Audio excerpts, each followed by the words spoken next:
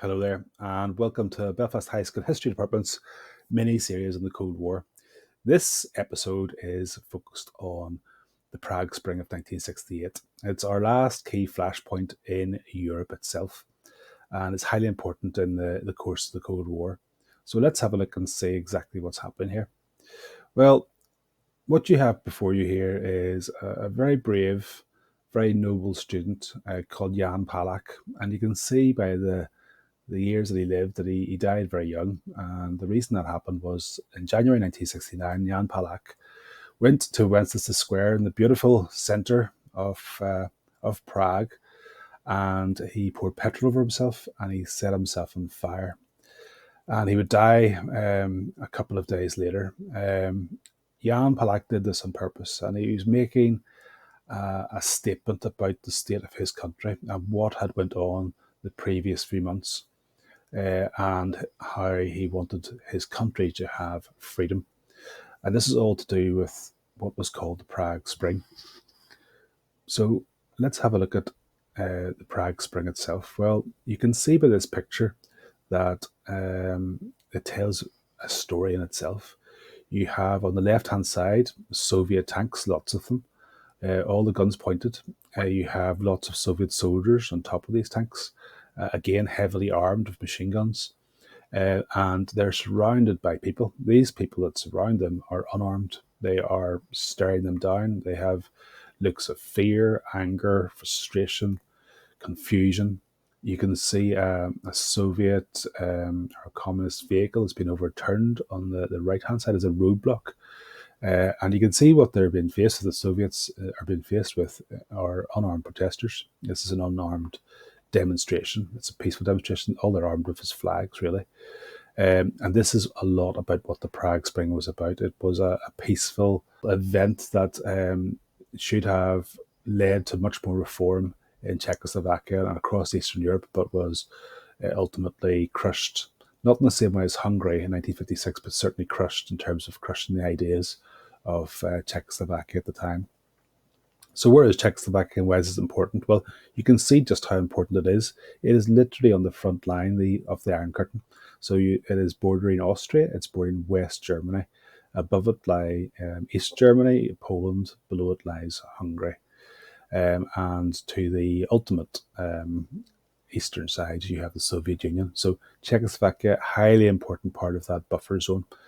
So it's really important for the Soviet Union to maintain this.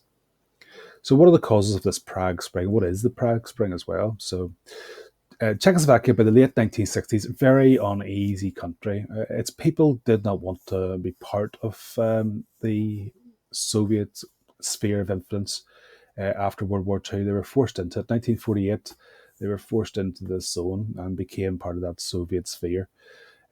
Obviously, it was controlled by the Red Army after World War II, and its people found itself in the communist system. Under communism, well, its economy stagnated. It was a previously very strong economy, prior to World War II, but its economy starts to stagnate. Its freedoms, especially, restricted, and the people of Czechoslovakia they demand reform. And in 1968, that opportunity comes because the old Stalinist leader Novotny resigned, and he's replaced by a popular reforming communist whose name you need to know in this, and his name is Alexander Dubček. Dubček is really important. Now, just to re-emphasize, he is a communist, okay? But he's a reforming communist. So he believes in communism, but believes that the communism the Soviets have imposed is simply not working.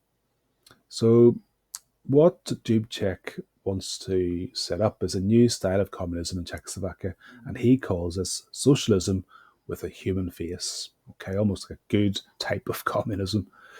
So what are his reforms? Well, he thinks that, for Czechoslovakia to move ahead, he wanted to make travel to the West much easier. Okay, you could see that it's right on the borders of the West. He thinks that travel to the West should be made easier for the people of Czechoslovakia.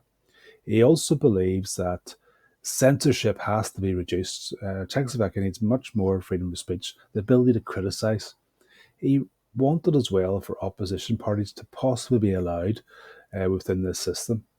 And he definitely wanted a reduction in the hated secret police. They're always hated. Every country in Eastern Europe, the people hate the secret police there. because of the control they exert. And he wants workers to have much more say in the running of their factories. So this period of increased freedom, very, very popular in Czechoslovakia, and it becomes known as the Prague Spring, almost like this budding of freedoms, budding of new opportunity, a really good time in terms of like opportunity for the people of Czechoslovakia, a real big promise of a better future, and perhaps a better future for the rest of Eastern Europe, because they're looking on with the same wants and desires, which is part of the problem. Okay, so very, very, very importantly, Dubček has been able to see what happened in Hungary in 1956, the tragedy of Hungary. Because in 1956, the Hungarians wanted a similar set of reforms. And ultimately, what happened there was that Soviet tanks invaded. Over 30,000 Hungarians were killed, 250,000 had to leave the country. And Budapest, very beautiful capital city, was in many cases ruined in many sections of it by the tanks that rolled in. Dubček doesn't want that repeat of history in his country, and he promises the Soviet Union, look, you know what? We remain absolutely committed to the preservation of the Warsaw Pact. Hungary wanted to put away the Warsaw Pact. Well, he says, look, Czechoslovakia wants to remain a key part of this defensive pact of the Soviet Union. We do not want to break away. So that was aimed at really reaching the ears of Soviet leader Brezhnev, okay, and trying to quell any issues or doubts that he might have about Czechoslovakia. So who is Brezhnev? Well, Brezhnev replaced Khrushchev in 1964. And he replaced Khrushchev because Khrushchev was regarded as being weak. Okay, he'd let the Soviet Union down, looked as if they'd lost the Cuban Missile Crisis. So Brezhnev was meant to be a strong man in to replace Khrushchev. Brezhnev, much more hardline communist. He believes all East European countries have to be in the Warsaw Pact. It's their duty to be in the Warsaw Pact. He also believes in there's only one party should be in a communist country, that should be the Communist Party. And he believes it's absolutely essential to keep a tight control in Eastern Europe for Soviet security, that idea of that buffer zone, maintaining that buffer zone, as Stalin always wanted. He wants to remain committed to that. So Dubček obviously is looking to calm Brezhnev and make sure he doesn't have any fears, but that does not stop him from worrying. The Soviets deeply, deeply worried about events in Czechoslovakia. They are worried for a number of reasons. Basically, Czechoslovakia, very strategically important defensively. It's right on the borders of the West, so highly strategic. Its economy was also one of the strongest in Eastern Europe. I know it's meant to be stagnating, but it's still one of the strongest economies in the Eastern Bloc, okay, and certainly within the Soviet zone. Above all, there's this worry that the ideas that Dubček has raised would spread across Eastern Europe and weaken communism, and would weaken the Warsaw Pact. And communist leaders in Poland and East Germany, people like Ulbricht, the leader of East Germany, he was very, very angry about the reforms in Czechoslovakia because he did not want them to spread to East Germany and weaken his regime. So they start to put lots of pressure on Brezhnev to put an end to these reforms. Brezhnev tries lots of things. He tries to convince Dubček. He tries to use economic pressure, threatening to cut off wheat supplies. But there's also the worry that the Czechs would just go to the West and ask for more food and things like that. And he doesn't want to encourage that. So they pretend that they're not as concerned as they are. They think things are okay, but it's not the case. And what happens is this. On the 20th of August, 1968, thousands of Soviet tanks, 500,000 troops invade right into Czechoslovakia, right into Prague, and very clearly intent on ending this Prague Spring once and for all. 500,000 troops pour into the country. Dubček fears this Hungary-style massacre and damage. Prague's one of the most beautiful cities in the world, and he really fears damage to that beautiful capital city. And he urges the people to not fight. He urges them to just use passive resistance as much as possible. And this is what the people do.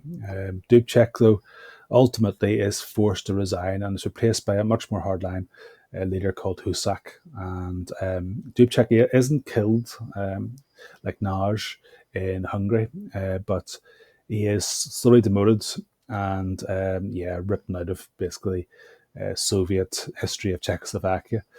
And despite all these mass peaceful demonstrations, the Prague Spring is over. It's back to the cold, and it's not going to be until November 1989 that the shoots of freedom are going to be seen again in Prague or in Czechoslovakia itself. So, what are the consequences for this Prague Spring? There are a number of things. First of all, the Soviets are clearly showing their commitment to the Brezhnev Doctrine. The Brezhnev Doctrine commits communist countries to defend the Warsaw Pact, and it also commits them to maintain this one-party communist state. The USSR clearly also demonstrated its determination to keep Eastern Europe firmly controlled. Okay, there's also tensions though created by this. So this ruthless invasion, not supported amongst all Eastern European countries, and some countries like Romania actually protested the treatment of Czechoslovakia. And the actions did prevent a spread of ideas of reform. Up until 1985, in USSR itself, Mikhail Gorbachev, starts to actually introduce his own set of reforms, very much like what was proposed under the Prague Spring. You can also see here a lack of Western response. Despite this real chance of, a thaw, just like in Hungary, there was no Western intervention. And there's a number of reasons for this. First of all, the United States in 1968 was having its most terrible year ever. There were riots, there were demonstrations, civil rights was a massive issue. Vietnam War was a massive issue. It was going very badly for them. The Tet Offensive was happening. You had the assassinations of Martin Luther King Jr., Bobby Kennedy, presidential candidate, brother of JFK. It's going absolutely terrible in the United States. The United States was also trying to maintain or create a policy of détente with the USSR, trying to get a more relaxed relationship with the Soviet Union. And the other thing is very simple. To actually intervene in Czechoslovakia would be rollback. It would not be containment. And the United States, as you know, was committed to containment, not to rollback. To get involved in rollback and intervene in Czechoslovakia would have meant a nuclear confrontation, and the United States was not prepared for that. And that is the Prague Spring. So hopefully this has helped you understand this topic. Thanks for listening.